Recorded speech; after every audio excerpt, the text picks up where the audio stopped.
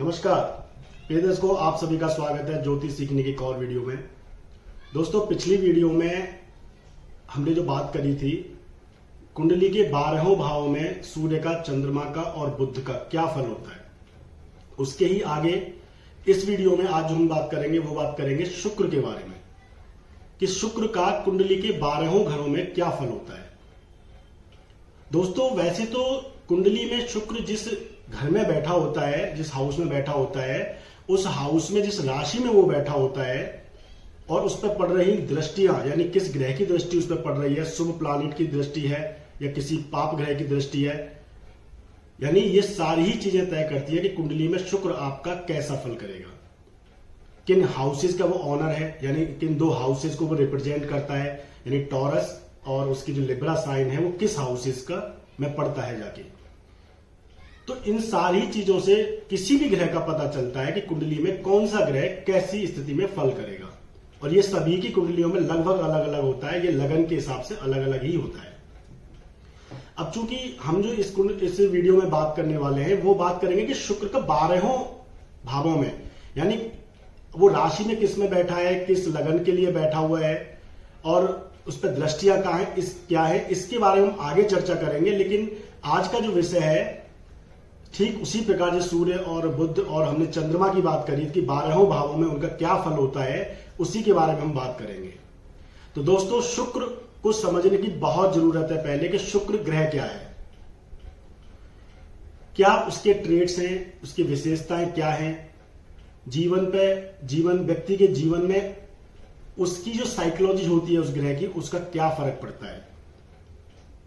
अगर आप ज्योतिष में रुचि रखते हैं, ज्योतिष आप सीख रहे हैं या थोड़ा भी ज्ञान अगर आप रखते हैं ज्योतिष का, तो कहीं ना कहीं आप ये जानते होंगे कि जो शुक्र होता है वो व्यक्ति की कुंडली में स्त्री से संबंधित चीजों को लगभग रिप्रेजेंट करता है। अगर खासकर हम अगर बात करें तो किसी मेल की कुंडली है तो उसमें वो सीधा सीधा पत्नी को रिप्रेजेंट करता है। इस सबसे अलावा जो शुक्र रिप्रेजेंट करता है वो करता है आपकी फीलिंग्स को। आपकी फीलिंग्स आप किस तरह से एक्सप्रेस करोगे दूसरे लोगों के साथ में, आपके रिलेशंस कैसे होंगे, कैसे रिलेशंस आप बिल्डअप करोगे दूसरे लोगों के साथ में, चाहे वो कोई भी क्यों ना हो, चाहे वो आपके रिलेटिव हो, चाहे आपके वो परिवार के सगे संबंधी हो, चाहे वो कोई आपके पत्नी हो या फिर कोई आपके रिलेशनशिप में जिसमें आप हो सकते हैं, वो कोई भी हो सकता है। तो दोस्तों, शुक्र जो है वो स्त्री ग्रह है, सफेद वस्तुओं पर जो है इसी का ही आधिपत्य है, इसी का अधिकार है। सफेद वस्तुएं जो होती हैं यानी सफेद चीजों को रिप्रेजेंट करता है। ये चंद्रमा भी सफेद चीजों को ही रिप्रेजेंट करता है, तो शुक्र भी उसी तरह सफेद चीजों को रिप्रेजेंट करता है। ग्रह कौन सी चीजों को रिप्रेजेंट करता है इसके बारे में आगे मैं वीडियो में बात करूंगा, क्योंकि एक ग्रह बहुत सारी चीजों को रिप्रेजेंट करता है, तो इसके लिए मैं सेपरेट एक वीडियो बनाऊंगा। तो आगे आने वाली वीडियो जो होंगी वो काफी ज्ञानवर्धक और होने वाली हैं। इसके लिए चैनल को सब्सक्राइब कर लीजिए, अगर आप चैनल पर नए हैं तो बेल आइकन बटन भी दबाइए ताकि सबसे पहले आपको वीडियो मिले। लाइक और शेयर भी जरूर करिए। तो दोस्तों, आगे बढ़ते हैं और बात करते हैं शुक्र की। शुक्र अगर कुंडली के लगन स्थान में शुक्र बैठा हो तो व्यक्ति को जो नेचर उसका होता है, जो उसकी पर्सनैलिटी होती है, जो उसका जो कह सकते हैं कि वे ऑफ लुकिंग जो होता है उसका, वो बहुत ही भव्य होता है। क्योंकि जो शुक्र है वो लग्जरी, विलासिता, भोग, चीजों का सुख करना, यानी जो चीजें मेटेरियलिस्टिक जो लाइफ की जो चीजें होती हैं उनका भोग करना, उनका उपयोग करना, यूटिलाइज करना, ये सारी चीजें शुक्र के अंदर आती हैं। तो दोस्तों, अगर लगन में शुक्र जाके बैठेगा, जैसा मैंने पहले बताया था, लगन जो है सबसे महत्वपूर्ण भाव होता है आपकी कुंडली में, क्योंकि यही वो भाव होता है जो आपका बेसिक नेचर होता है। आपके नेचर जो होता है, आपकी जो आप जिस तरह से अपने आप को रिप्रेजेंट करते हैं दूसरे लोगों के लिए, जिस तरह से आप अपने आप को एक्सप्रेस करते हैं, ये पहला ही वो घर होता है। और अगर शुक्र जैसा प्लानेट, यहाँ पे फीलिंग्स वाला प्लानेट, सॉफ्ट नेचर का प्लानेट अगर यहाँ पे बैठेगा तो निसंदेही आपका जो नेचर होगा बहुत ही सॉफ्ट होगा, पोलाइट होगा, लेकिन डिप्लोमैट होगा, क्योंकि शुक्र जो है वो डिप्लोमेसी का प्लानेट है। तो ये सारी ही चीजें कहीं ना कहीं व्यक्ति के नेचर में देखने को मिलती हैं और ये 100% देखने को मिलती हैं। ये जो चीजें मैं आपको बता रहा हूं, ये सारी ही चीजें हजारों कुंडलियों पे आजमाई चीजें हैं। जो एक्सपीरियंस मैं आपको बता रहा हूं, ये बिल्कुल ही 100% होने वाला 100% फलित होने वाली चीजें हैं।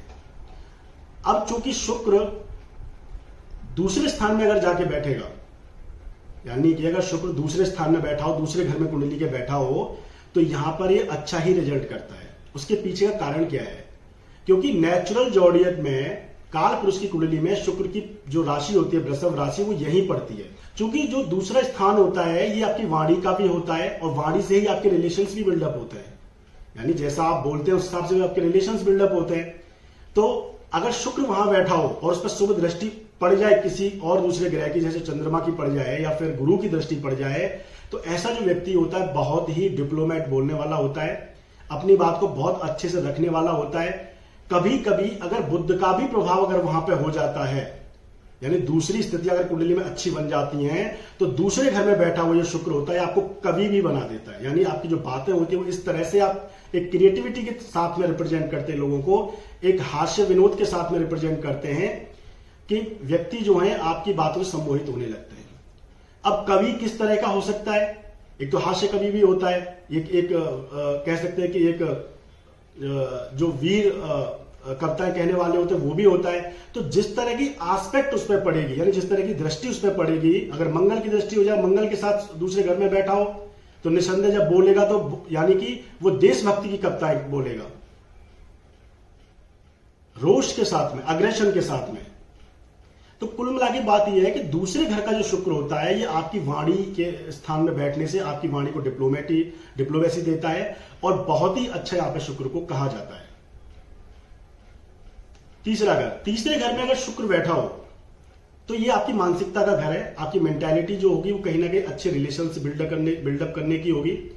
आप अगर कहीं काम करेंगे तो एक ऐसी जगह, कहीं ना कहीं आपका व्यवसाय हो सकता है, आप काम करेंगे कि जहां पर लोगों से इंटरेक्शन हो, कह सकते हैं वाद विवाद की जो स्थितियां होती है उसको हम जनरली जो कहते हैं डिबेट हम कह सकते हैं, या फिर एक ऐसी जगह जहां पर कम्युनिकेशन होता है। कम्युनिकेशन जो होता है प्रिंट मीडिया का भी हो सकता है। तो प्रिंट मीडिया यानी कि जहां पर अखबारों की जो संस्थाएं होती है, इस तरह की चीजें, यानी कि कुल मिलाकर के जो आपके जो भाव होते हैं, आपके जो एक्सप्रेशंस होते हैं, उनको रिप्रेजेंट कहीं भी अगर आप करते हैं, जैसे कि आप देखेंगे एंकर जो होते हैं, टीवी एंकर, वो अपनी बातों को रिप्रेजेंट करते हैं, वो अपनी इंफॉर्मेशन को लोगों तक पहुंचाते हैं। तो यानी कि ये जो कला है बोलने की, आपकी जो जिस तरह से आप इंफॉर्मेशन को लोगों को पास करेंगे, ये आपकी मेंटालिटी के ऊपर निर्भर करता है कि आप किस तरह से उसको सामने लोगों को रखेंगे। तो शुक्र का अगर तीसरे घर से संबंध बनता है तो यहां पे एक अच्छा रिजल्ट करता है, क्योंकि तीसरा घर आपके पड़ोसियों का भी है, आपके भाई बंधु जो आपके कजिन्स होते हैं उनका भी घर बनता है। अब चूंकि हम रिलेशंस की बात कर रहे हैं, फीलिंग्स की बात कर रहे हैं, इमोशंस की बात कर रहे हैं, सेंसिटिविटी की बात कर रहे हैं हम, तो निश्चित ही यहां पर शुक्र अगर अच्छे प्रभाव में हो कुंडली में, तो आपके रिलेशंस बहुत अच्छे बिल्डअप ये करता है। अगर पीड़ित हो जाएगा तो निसंदेह आपके रिलेशंस को बिगाड़ भी देगा ये। चूंकि हम बेसिक जो ट्रेड्स होते हैं किसी भी ग्रह के, जो नेचुरल ट्रेड्स होते हैं, विशेषताएं होती हैं, हम उनके बारे में बात कर रहे हैं, तो निसंदेह ही शुक्र यहां पे एक अच्छा रिजल्ट करने वाला होगा। और अगर किसी और शुभ ग्रह की दृष्टि अगर शुक्र पर पड़ जाती है तो फिर तो कहना ही क्या। यहां से पाकिस्तान को देखेगा तो निसंदेह भाग्य में वृद्धि करेगा, धन धान्य की वृद्धि करेगा, पैसा शौहरत सबकी वृद्धि करेगा। दोस्तों बात करते हैं चौथे घर की। चौथा जो घर होता है ये आपके मन का घर होता है, ये आपकी जो इनडेप्थ जो सबकॉन्शियस होता है ये उसको रिप्रेजेंट करता है। इसीलिए चंद्रमा चौथे घर में कारक भी होता है, क्योंकि नेचुरल जॉडियक में चंद्रमा का ही वो घर पड़ता है, चंद्रमा की राशि पड़ती है वहां पर कर्क राशि। अब कर्क राशि जो होती है ये जलीय तत्व की राशि होती है, और शुक्र अगर जलीय तत्व की राशि में बैठ जाए तो ये अपने आप में ही बली हो जाता है। यानी जल तत्व की राशि में शुक्र बैठ जाए तो अपने आप में बली हो जाता है। लेकिन हां, यहां पर अगर वो वृश्चिक राशि में बैठेगा तो वो नुकसान करेगा। मैं आगे बताऊंगा आपको कैसे नुकसान करेगा वो। तो वृश्चिक राशि में शुक्र उतना अच्छा रिजल्ट नहीं करता, लेकिन कर्क राशि में शुक्र होता बहुत अच्छा रिजल्ट करता है। व्यक्ति जो होता है वो डोमेस्टिक माइंड ऑफ इंक्लिनेशन उसका होता है, परिवार में, घर में, सब में सबको साथ लेके चलना, नर्चरिंग नेचर का होता है, यानी परिवार को साथ लेके चलना, उनकी केयरिंग करना, उनके प्रति सेंसिटिव होना, उनके प्रति फीलिंग्स उसकी बहुत अच्छी होती हैं। अपने परिवार में चीजों को संभाल करके रखना, डिप्लोमेसी के साथ में अपने इंस्टिंक्ट का यूज करके व्यक्ति और परिवार की जो चीजें हैं परिवार को आगे लेकर के वो जाता है। तो यानी रिलेशंस बहुत अच्छे बना करके रखता है ये कुंडली में अगर चौथे घर का शुक्र हो। दूसरा जो मोस्ट इंपॉर्टेंट जो यहां पर बैठने का शुक्र का है वो है कि आपको अच्छी गाड़ी, अच्छा घर, मकान, लग्जरी, विलासिता, सब कुछ देता है आपको। आप कितने भी नीचे के दर्जे पे काम करते हैं, आप कितने भी उतने सक्षम ना भी होंगे एक अच्छा घर लेने के लिए, एक गाड़ी अफोर्ड करने के लिए, लेकिन अगर शुक्र बड़ी स्थिति में बैठा है तो आप चाहे कहीं से भी अफोर्ड करेंगे, लेकिन गाड़ी, घोड़ा, यानी कह सकते हैं कि आजकल जो घोड़ा और ये सारी चीजें तो होती नहीं है। वैसे तो शास्त्रों में जो कहा है, कहीं ना कहीं एक कह सकते हैं कि हाथी की सवारी करने वाला कहा गया है। तो क्या आजकल हाथियों की सवारी कोई करता नहीं? आजकल जो हाथी हैं वो मेटेरियलिस्टिक लाइफ में, जो कलयुग है उसमें बड़ी गाड़ियां, बड़ी लग्जरी की जो चीजें होती है, मेटेरियलिस्टिक अप्रोच जो आजकल व्यक्ति की होती है, गैजेट्स अच्छे, ये सारी ही चीजें जो हैं व्यक्ति खूब मात्रा में उसका उपयोग करता है और व्यक्ति को शुक्र देता भी है। दोस्तों, बात करते हैं पांचवें घर की। पांचवां घर जो अपने आप में भी महत्वपूर्ण है, क्योंकि लगन, पांचवां घर और नौवां घर, ये त्रिकोण जो स्थान होते हैं ये अपने आप में ही महत्वपूर्ण होते हैं और इनकी जो महिमा है अपने आप में महत्वपूर्ण इसलिए हो जाती है ज्योतिष में, क्योंकि ये जो घर होते हैं आपस में ट्राइन होते हैं, यानी कि नवम पंचम योग में ये बनते हैं। तो पांचवें घर जो कि बुद्धि का है, क्रिएटिविटी का हाउस है आपका। और जब क्रिएटिविटी का हाउस है आपका, तो अगर वहां शुक्र जैसा प्लैनेट बैठेगा तो आपका जो फीलिंग्स है, आपकी जो सेंसिटिविटी है, way of expressing the feelings जो आपकी होती है वो कहीं ना कहीं रोमांटिक होती है। ऐसे जो व्यक्ति होते हैं अपनी बातों को कहने का जो तरीका होता है, यानी कह सकते हैं कहीं ना कहीं लुभावने होते हैं। और अगर ये बात करी जाए कि सामने वाले जो अगर किसी महिला की अगर कोई सामने बात करते हैं, ये ऐसे जो व्यक्ति होते हैं कहीं ना कहीं उनको लुभाने की कोशिश ये करते हैं। यानी कह सकते हैं कि क्रिएटिविटी, यानी पांचवां जो घर है आपका, ये क्रिएटिविटी होने की वजह से आपका जो वे ऑफ टॉकिंग होता है काफी क्रिएटिव होता है। और यहां पर अगर शुक्र बैठा हो तो निस्संदेह आपको रिलेशनशिप में ये लेकर के जाता है और प्रेम विवाह के भी योग कुंडली में अच्छे बनते हैं। सातवें जो घर होता है उसका भी, अगर जो सेवंथ जो लॉर्ड होता है उसका भी कनेक्शन इससे बन जाता है फिफ्थ हाउस और शुक्र से, तो निस्संदेह लव मैरिज के योग बनते हैं। और अगर बात करते हैं छठे घर की, जो कि यहां पर शुक्र जो होता है कोई खास अच्छा रिजल्ट नहीं करता है। इसका कारण यह है दोस्तों, क्योंकि छठा घर जो होता है यहां पर काल पुरुष की कुंडली में कन्या राशि पड़ती है और कन्या राशि में जो है शुक्र नीच का हो जाता है। अब जब वो हाउस में जो छठा घर है उसमें जब फील अच्छा नहीं करेगा, उसकी जो टेम्परामेंट है, जो उसकी साइकोलॉजी है ग्रह की, जो उसके ट्रेड्स है, जो उसका तत्व है, जो एलिमेंट है, तत्व सबसे ज्यादा इंपॉर्टेंट होता है, एलिमेंट, जिनको हम अग्नि तत्व, पृथ्वी तत्व, जल तत्व, वायु तत्व कहते हैं। अब जब फीलिंग्स वाला प्लैनेट एक अर्थ यानी अर्धी एलिमेंट में जाके, अर्धी उसमें जाके बैठेगा, यानी जो हाउस होता है 6 वो कहीं ना कहीं कन्या राशि को रिप्रेजेंट करता है, तो वहां पर जो फीलिंग्स होती हैं वो बिल्डअप नहीं हो पाती, वो फर्टिलाइज नहीं हो पाती हैं। और शुक्र को चाहिए क्या, जब फीलिंग्स होती हैं वो ऐसी जगह एक्सप्रेस करना चाहता है जहां पर फर्टिलाइजेशन हो उसका, यानी कह सकते हैं कहीं ना कहीं वो रिस्पॉन्सिव होना चाहता है। जब वो अपनी फीलिंग्स को किसी का शेयर करेगा तो चाहता है कि वहां से रिस्पॉन्स आए, और जब वहां से रिस्पॉन्स आता है तो ही चीजें जो होती हैं वो ज्यादा ही अट्यूनमेंट उनका होता है। यानी कह सकते हैं जो शुक्र होता है छठे घर में कोई खास अच्छा रिजल्ट नहीं करता है, क्योंकि ये रोग रिपु ऋण का भी है। रोग का होने की वजह से शुक्र जो होता है कहीं ना कहीं मधुमेह जैसे रोग देता है, कहीं ना कहीं परेशानियां देता है जीवन में। आपकी जो कलीग्स होते हैं वहां से भी कोई खास अच्छे रिजल्ट आपको नहीं देखने को मिलते हैं। जहां पर आप काम करते हैं, यानी जो वर्क प्लेस आपका होता है, शत्रु आप पर हावी रहते हैं, शत्रुओं पर आप हावी नहीं हो पाते जब तक कि वहां पर कोई पापी ग्रह नहीं बैठेगा छठे घर में। अगर शुक्र बैठा है, शुक्र पर और भी अच्छे शुभ ग्रहों की दृष्टि जाती है, तो आप निश्चित ही मान लीजिए कि कहीं ना कहीं शत्रु आप पर हावी रहते हैं और आप जो है मानसिक जो है एक परेशानी का सामना करते रहते हैं। यहां पर शुक्र को परेशानी इसलिए भी होती है छठे घर में, इसलिए अच्छा रिजल्ट नहीं करता क्योंकि ये अपना जो 7th हाउस है वहां से ये 12वें घर में चला जाता है। अब कोई ग्रह जो अपने हाउस से, अपनी राशि से, नेचुरल जोडियक की है या फिर जो कारक है जिस 7th हाउस का, वो अगर वहां से जब वो फ्रूटफुल एस्पेक्ट में नहीं बैठेगा पोजीशन में, तो वो रिजल्ट करने की अच्छी क्षमता में नहीं होता है। दोस्तों, बात करते हैं 7वें घर की। 7वें घर का जो शुक्र होता है ये अच्छा रिजल्ट करता है, हालांकि थोड़ा सा परेशानी होती है, जैसा कि शास्त्रों में कहा है कारक भावो नाश है, यानी कारक जो ग्रह उस हाउस का होता है वो उस भाव का नाश करता है, अकेला अगर उसमें बैठा है तो। यानी कारक 7th हाउस का शुक्र होता है, अकेला बैठेगा भाव का नाश करेगा, यानी जो फल उसको देने चाहिए उनमें कमी करेगा। गुरु अगर 5वें घर में अकेला बैठा हो तो गुरु 5वें घर का कारक होता है, फल में कमी करेगा, देगा जरूर देर सवेर, लेकिन कारक जो होने की वजह से, अकेला बैठा होने की वजह से उसमें फल में कमी करेगा वो। 9वें घर में भी अगर गुरु अकेला बैठा है तो भी कमी करेगा।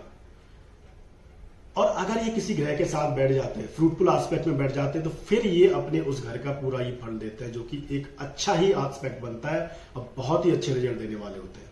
तो दोस्तों 7th हाउस में शुक्र जो है अच्छे रिलेशंस बिल्डअप करता है, क्योंकि डे टू डे लाइफ का, आपका डे टू डे लाइफ में जो आपके इंटरेक्शंस लोगों से होते हैं उसका हाउस है, आपके लाइफ पार्टनर का हाउस है, आपके बिजनेस पार्टनर का हाउस है। कहीं ना कहीं अगर आप बिजनेस करते हैं तो कहीं ना कहीं महिलाओं से ज्यादा आपके कह सकते हैं डे टू डे एक्टिविटीज आपकी होंगी, कोई ना कोई महिला पार्टनर आपकी जरूर हो सकती है, या फिर उनका कहीं ना कहीं उनको लाभ जो मिलता है वो ना कहीं महिला पार्टनर से ही मिलता है।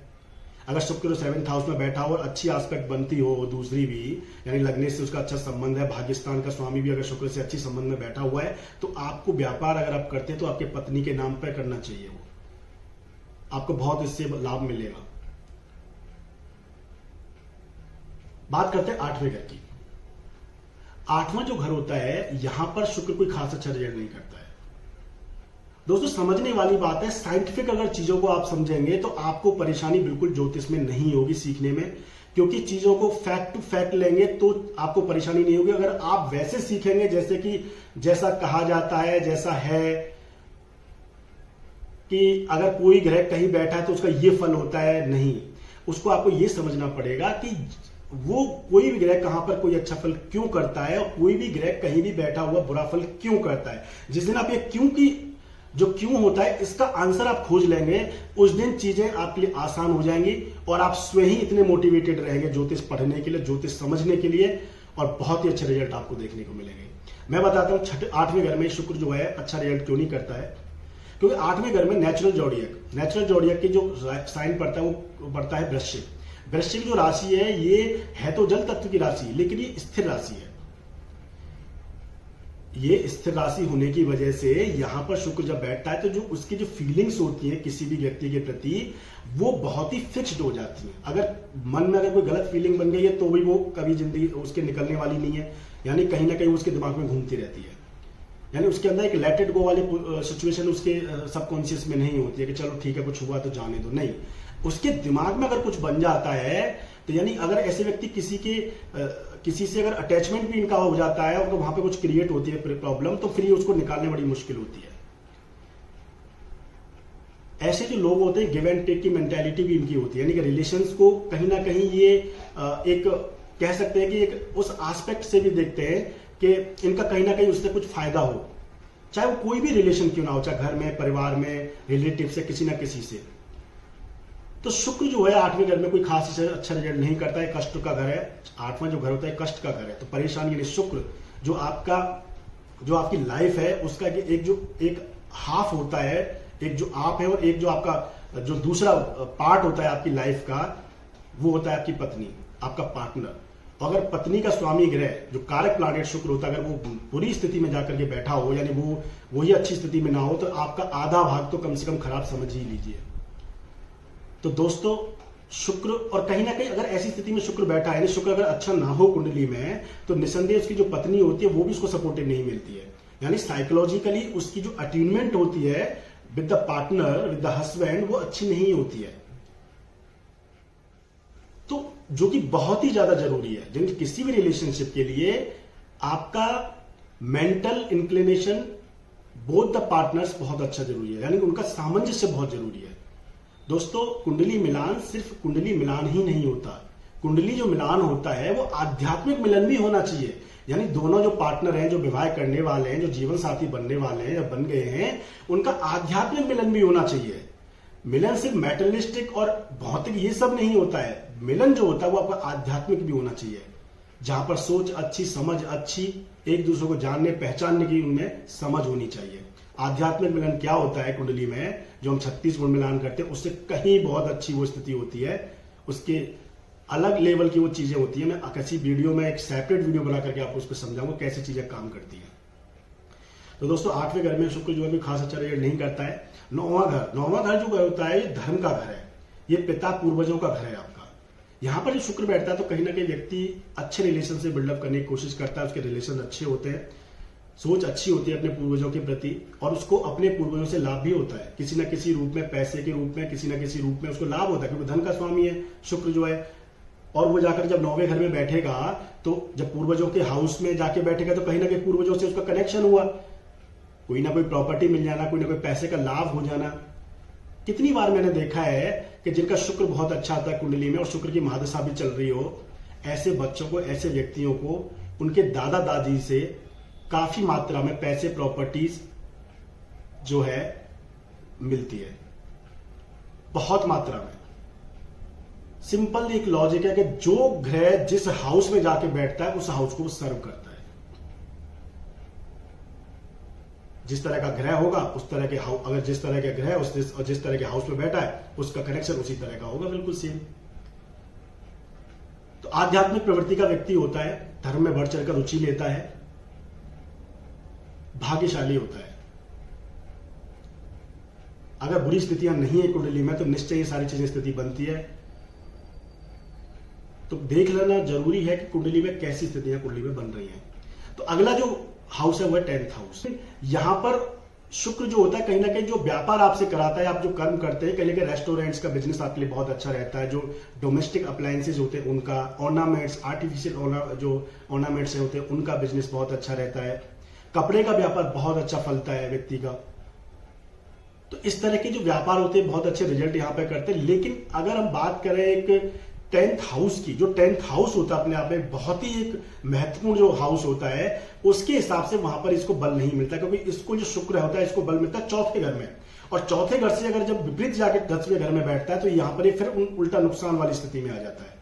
जैसे अगर सूर्य को देखा जाए तो सूर्य लगन में तो बहुत अच्छा फील करता है, क्योंकि लगन में उसकी उच्च राशि पड़ती है और पूरब दिशा होती है। लगन जो हाउस होता है फर्स्ट, वो पूरब दिशा होती है। तो उस हिसाब से जब पूरब में सूर्य उदित हो जाता है और पश्चिम में जो है अस्त हो जाता है, तो इसलिए पश्चिम में यानी 7th हाउस में अगर सूर्य बैठेगा तो वहां पर उसको नुकसान होता है। इसी प्रकार अगर 4थे घर में शुक्र बैठा है तो बहुत अच्छा बल लेकर के बैठा है हाउस में, और अगर 10वें घर में बैठेगा तो ठीक उसका विपरीत हो जाएगा। हालांकि आपको सुख सुविधा, घर गाड़ी मकान सब कुछ देगा, क्योंकि 4थे घर में दृष्टि पड़ेगी 7वीं, लेकिन उसके लिए लग्नेश बली होना चाहिए। उसकी बहुत सारी स्थितियां हैं कुंडली में, लेकिन बेसिकली बात यह है कि 10th हाउस के शुक्र को कोई खास अच्छा नहीं कह सकते। हाँ, पॉलिटिक्स वगैरह में बहुत अच्छा है, पॉलिटिक्स वगैरह में बहुत अच्छा है, डिप्लोमेसी बहुत अच्छी यूज करेगा व्यक्ति। तो कहीं ना कहीं व्यक्ति का जो व्यवसाय होता है, जो रिलेशंस को बिल्डअप करता है, वो कहीं ना कहीं इस तरह के काम वो करने की कोशिश करता है कि जिसमें उसके एक ब्रॉडर लेवल पे जो है वो कहीं ना कहीं रिलेशंस बिल्डअप करे, जैसे कि सर्व करना टू द होटल्स, होटल खोल लेना, रेस्टोरेंट खोल लेना, जहाँ पे मास जो लोग आते हैं और वहां पे वो उनको सर्व करते हैं। तो 10th हाउस में जो शुक्र होता है उसको आप कह सकते हैं कि ना तो उतना अच्छा रिजल्ट करता है बुरा, और ना ही कोई खास इतना अच्छा ही रिजल्ट करता है, जो कि सूर्य और मंगल कर सकते हैं वहां पर। दोस्तों बात करते हैं 11वें घर की। 11वें घर बहुत ही एक अपने आप में घर है, डिजायर्स का ये घर है, आपके लाभ का ये घर है, आपकी लाइफ में कितनी डिजायर्स फुलफिल होंगी इसका ये घर है। यहां पर बैठा हुआ हर ग्रह शुभ फल देता है। अगर पाप ग्रह है तो निसंदेह बहुत ही अच्छा फल देता है, शुभ ग्रह है तो निसंदेह वो भी बहुत अच्छा देता है। परंतु नुकसान क्या होता है शुभ ग्रह बैठने से, कि व्यक्ति जो होता है वो कई रास्तों से पैसा कमाने की कोशिश नहीं करता, यानी कह सकते हैं थोड़ा सा कि वो अनकॉन्स्टिट्यूशनल भी पैसा कमाने की कोशिश नहीं करता है। यानी कि जो एक माध्यम, एक कॉन्स्टिट्यूशनल माध्यम होना चाहिए, जो एक नेचुरल होना चाहिए, जो एक हमारी इथिक्स है, वैल्यूज है, उस हिसाब से जो माध्यम होता है व्यवसाय करने का या पैसा करने का, सिर्फ उसी प्रकार से वो पैसा कमाने की कोशिश करता है, जो कि अच्छा भी है। लेकिन रिलेशंस बहुत अच्छे बिल्डअप करने की कोशिश करता है व्यक्ति, क्योंकि ये आपके इमीडिएट सोसाइटी का हाउस होता है, यानी जो आपकी गैदरिंग्स हैं सोशल, जो आपकी सोसाइटी है आपकी पर्सनल, उसका ये हाउस है। कहीं ना कहीं आपका जो झुकाव होता है, कहीं ना कहीं थोड़ा सा आपकी सोसाइटी में फीमेल जो पार्टनर्स होते हैं, फीमेल जो डे टू डे में जो लोग आपके इंटरेक्शन में आते हैं, उनसे बहुत ज्यादा लगाव आपको होता है। दोस्तों बात करते हैं 12वें घर की। अगर कोई 12वें घर में सबसे अच्छा रिजल्ट करता है तो वो है शुक्र, क्योंकि शुक्र जो है 12वें घर में इसलिए अच्छा रिजल्ट करता है। 12वां घर है आपका भोग का, आपके सबकॉन्शियस का। यहां पर नेचुरल जॉडियक में मीन राशि पड़ती है, जिसमें शुक्र उच्च का हो जाता है, यहां उच्च का फील करता है। आपके सबकॉन्शियस में हमेशा ही एक लग्जरी, हमेशा पैसे की चाहत, हमेशा अच्छे रिलेशंस बिल्डअप, सुखों का भोग, सुखों का यूटिलाइजेशन करना, ज्यादा से ज्यादा अपनी लाइफ को एक्सपेंड करना, वेल्थ को एक्सपेंड करना, हर अच्छे सुखों की चाहत व्यक्ति की होती है और ये सारी चाहतें उसकी पूरी होती हैं। अगर बहुत ही किसी बुरी स्थिति में नहीं बैठा है तो वहां पर अगर शुक्र किसी बहुत ही बुरी स्थिति में नहीं बैठा तो ये सारी चीजें उसको मिलती ही मिलती हैं देर सवेरे। और यहां पर शुक्र बहुत अच्छा रिजल्ट करता है। ये आपके सोने का, शयन का घर है, ये आपकी निद्रा का घर है। तो इसलिए यहां पर बैठा हुआ शुक्र आपको अच्छा बेडरूम, अच्छा घर, आप जहां भी रहेंगे, जिस जगह पे आप बैठना चाहेंगे, एक अच्छी सुंदर जगह होनी चाहिए, अच्छी लग्जरी आइटम्स आपके घर में हो, ये सारी चीजों का व्यक्ति जो है चाहत रखता है, क्योंकि शुक्र जो है भोग का प्लानेट है। तो इसीलिए कई बार ये उन चीजों में भी आपको पड़ जाते हैं कहीं ना कहीं, जिन चीजों में आपको नहीं पढ़ना चाहिए, क्योंकि ये जो 12वां घर होता है ये कोर्ट कचहरी, परेशानी, दुख का भी होता है, हॉस्पिटल्स का भी हाउस है। तो दोस्तों 12वें घर में शुक्र बहुत अच्छा रिजल्ट करता है। ऐसे जो व्यक्ति जिनका 12वें घर में शुक्र बैठा हुआ है उनको कहीं ना कहीं अपने आप को बहुत ही एक कह सकते हैं कि एक डिसिप्लिन वे में आपको लाइफ को लेकर चलना चाहिए। सभी चीजों का सुख उनको मिलेगा, निस्संदेह ही मिलेगा। तो दोस्तों ये था 12वें भाव में शुक्र का फल। एक ही वीडियो में बताना इतना आसान नहीं होता है, लेकिन फिर भी मैंने पूरी कोशिश करी है कि इसके जो बेसिक ट्रेड्स मैं आपको बता सकूं आपको बता दूं। अपनी कुंडली में देखिएगा 100% 100% यही स्थितियां आपको कुंडली में दिखाई देंगी। हालांकि चीजें जो होती हैं एक्चुअल में पूरी कुंडली का अध्ययन करने से आपको पता चलता है कि कुंडली में किस तरह की स्थितियां बनी हुई हैं, क्योंकि मुख्य रूप से सिर्फ शुक्र ही सब कुछ नहीं है, सिर्फ सूर्य ही सब कुछ नहीं है, अकेले उसको नहीं देख सकते। सबसे इंपॉर्टेंट लगन लगने सूर्य, चंद्रमा, शनि की क्या स्थिति है, आपके पुनर्जन्म, आपके जो पिछले कर्म के जन्म वो क्या है, बृहस्पति की क्या स्थिति है, राहु केतु की क्या स्थिति है, कार्मिक कनेक्शंस क्या बने हुए हैं कुंडली में, ये सारी चीजों का अध्ययन बहुत जरूरी है। तो दोस्तों आगे आने वाली वीडियोज में बहुत ही अच्छे जो फैक्ट्स हैं ज्योतिष के, ऐसे फैक्ट्स जो अभी शायद ही सुनने में आपको मिले होंगे, Uranus, Neptune, Pluto, solar arc, moon का प्रोग्रेशन, मैं थोड़ा सा इन पर थोड़ा देरी से आना चाहता हूं, क्योंकि जब तक आपको बेसिक जो हमारे पर्सनल प्लैनेट्स जो है हमारे, उनके बारे में अगर आप थोड़ा सा पहचान लेंगे, जान लेंगे, तो फिर चीजें आसान हो जाएंगी उनको समझने के लिए। तो आप रखिए अपना और अपनों का ख्याल, शेयर जरूर करिएगा वीडियो को, लाइक भी करिएगा और सब्सक्राइब जरूर करिएगा। दोस्तों मिलते हैं अगली वीडियो में, तब तक के लिए नमस्कार।